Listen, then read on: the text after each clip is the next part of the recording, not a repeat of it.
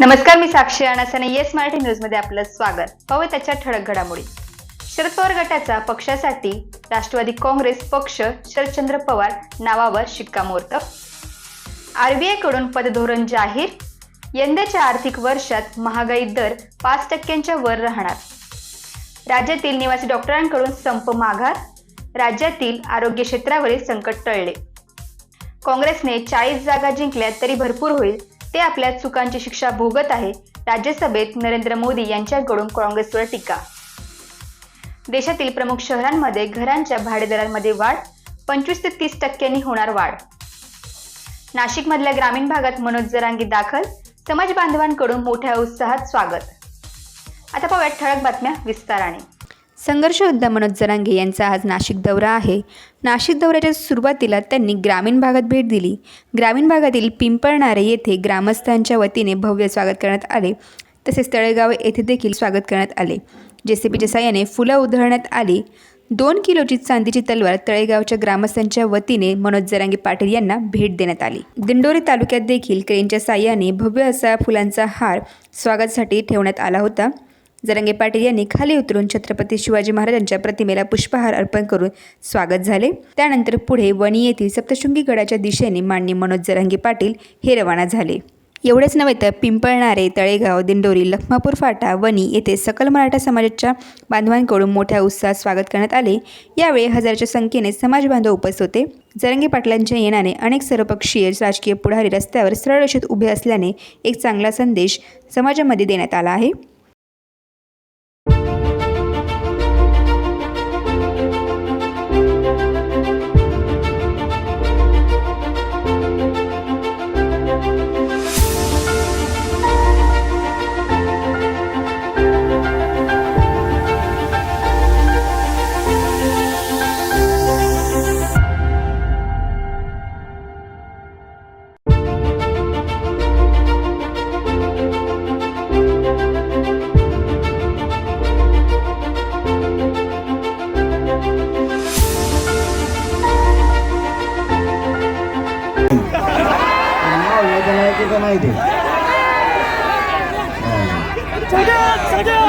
मी एकटाच मागा लागलोय तर त्याची ही फजिती झाली तर तुम्ही मागा लागल्यावर त्याचा काय होईल?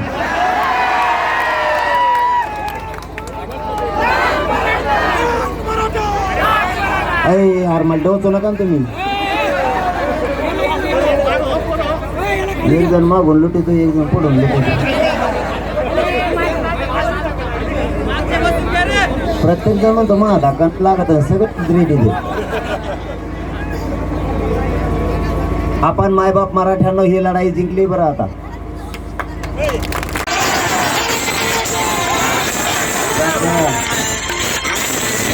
होती मराठ्यांना ओबीसी आरक्षणात येऊ द्यायचं नाही. मराठ्यांनी मांडीत फक्त सांगितलं मराठी ओबीसी आरक्षणातच जाणार.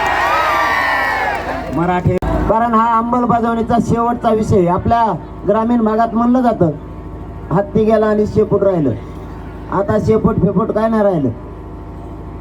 आरक्षणच मिळालंय, फक्त अंमलबजावणी राहिली. त्याच्यासाठी 10 तारखेला आमरण उपोषण आपण पुकारलंय. तुमचा मुलगा म्हणून तुम्हाला हाक मारतोय. तुमच्या पाठबळाची आणि साथीची आता गरज आहे.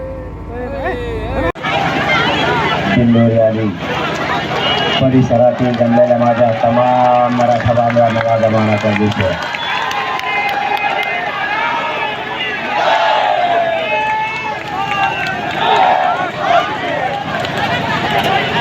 या महाराष्ट्राला नाशिक जिल्हा आणि सप्तशृंगी मातेच्या चरणी जरांगे पाटील नतमस्तक. आज श्री क्षेत्र सप्तशृंगी गडावर जरांगे पाटील हे देवी चरण नतमस्तक झाले असून सप्तशृंगी गडावर ते आज 3:30च्या दरम्यान मराठा आरक्षणासाठी भूमिका निभावणारे जरांगे पाटील हे प्रथमच आज सर्व कार्यकर्त्यांसह गडावरती दाखल झाले.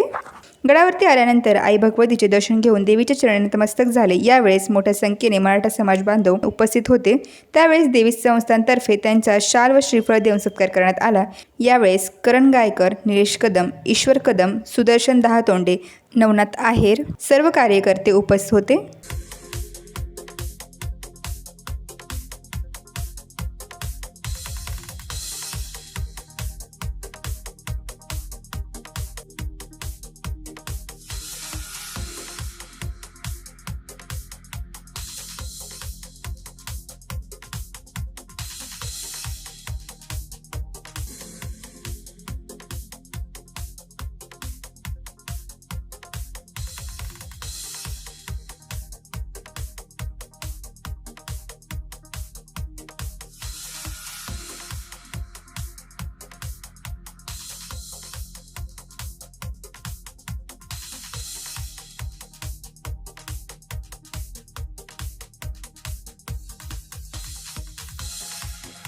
येस मराठीसाठी तुषार बर्डे, सप्तशृंगी गड. राज्यातील निवासी डॉक्टर हे 10 फेब्रुवारीपासून संपावर जाणार होते, परंतु आता त्यांनी संपात माघार घेतली असून तरीही आज सेंट्रल मार्ट संघटनेच्या मागण्यासंदर्भात बैठक पार पडली. राज्यातील निवासी डॉक्टरांच्या विद्यावेतनात 10,000 रुपयांची भरीव वाढ करण्यासह त्यांच्या विद्यावेतन प्रत्येक महिन्याच्या ठराविक तारखेला नियमितपणे देण्याची ग्वाही माननीय उपमुख्यमंत्री अजित पवार यांनी दिली. या बैठकीत निवासी डॉक्टरांच्या सर्व मागण्या मान्य करण्यात आल्या. निवासी डॉक्टरांच्या वसतिगृहाची दुरुस्ती करणं अत्यंत गरजेचे आहे. त्यामुळे सार्वजनिक बांधकाम विभागानं वसतिगृहाच्या दुरुस्तीचे काम तातडीनं हाती घ्यावीत. विविध जिल्ह्यात मंजूर करण्यात आलेल्या वसतिगृहाच्या बांधकामांना गती देण्यात यावी. शासनानं नवीन वैद्यकीय महाविद्यालयात मंजूर करताना त्यांच्या आखाड्यात वसतिगृहांचा समावेश केला आहे. त्यामुळे नवीन महाविद्यालयामधील डॉक्टरांना पहिल्या दिवसापासूनच चांगल्या दर्जाची वसतिगृह उपलब्ध होणार आहे. अस्तित्वातील वसतिगृहांच्या दुरुस्तीसाठी निधी वितरित करण्यात आलेला आहे. त्यामुळे सार्वजनिक बांधकाम विभागानं या कामाला प्राधान्य देऊन तातडीने दुरुस्तीचे काम सुरू करावे. त्यात कोणत्याही प्रकारचा हलगर्जीपणा खपवून घेतला जाणार नाही. राज्याचं अर्थसंकल्पीय अधिवेशन झाल्यानंतर आज घेण्यात आलेल्या निर्णयांच्या कार्यवाहीचा आढावा घेण्यात येणार आहे. वसतिगृहाच्या दुरुस्तीदरम्यान विद्यार्थ्यांना इतर ठिकाणी राहण्याची व्यवस्था करून देणं गरजेचं असतं. मात्र वैद्यकीय शिक्षण विभागाच्या रुग्णालयाच्या परिसरात पर्यायी मोकळ्या खोल्या मिळण्यात अडचणी येतात. अशा वेळी गरजेच्या ठिकाणी विद्यार्थ्यांना भाड्याने खोल्या घेऊन राहता येण्यासाठी ठराविक भाडे देण्यात यावे. शक्य असेल त्या ठिकाणी त्यांना पर्यायी खोल्या उपलब्ध करून देण्यात याव्या असे निर्देश माननीय उपमुख्यमंत्री अजितदादा पवार यांनी संबंधितांना दिले. अशाच प्रकारच्या ताज्या घडामोडीसाठी येस मराठी न्यूज यूट्यूब चॅनलला शेअर करा, सबस्क्राईब करा, लाईक करा आणि पाहत राहा येस मराठी न्यूज.